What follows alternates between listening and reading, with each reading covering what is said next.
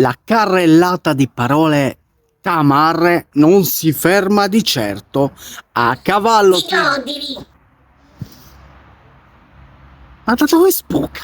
E il pova. No! Ce n'è un'altra di parola.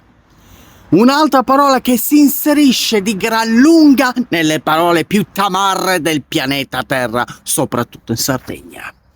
Di quale parola si parla oggi? Gemellari Cameneo? Gemellata con cavallo col pova. Ed è una parola multitasking, che più multitasking non si può. E quindi su zio la dice. E la dice con un senso di liberazione. Colendi, Degoru, lo dico. Zobbia. Ma quanto è liberatorio! Zobbia, una parola che è antenata e che il significato è più o meno è quella. Il senso più o meno è quello. Ma come funziona? Lo zobbia è una parola che va usata in maniera responsabile. In che maniera? Ora ve lo faccio vedere. Vi faccio un esempio pratico, capito? Sì, ma allora non devi farne di tutta l'erba un...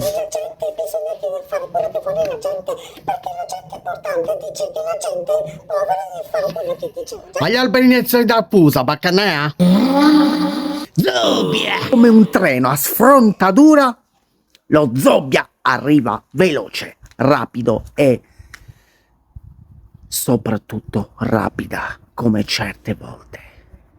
I vostri piedi dovranno essere più veloci di quelli di Usain Bolt. Non tutti la prendono bene. Effettivamente, molti la prendono, alcuni la prendono male. Malissimo. Lo zobbia va preso con le pinze e usato con le pinze con larga cognizione di causa. Eppure, questa parola come suona bene? Zobbia. Detta proprio con di Degoru. Zobbia. Lo zobbia è una parola che ti aggrada ma che ti condanna. È una parola che può essere felice o anche nefasta. Lo zobbia è una delle parole tamarre che può arrivarti in qualsiasi momento. Non è che ti salvi, Quando arriva lo zobbia, il pova, il cavallo... Attenzione ragazzi. Usatela in maniera responsabile. Stammarappa riaple. Zobbia.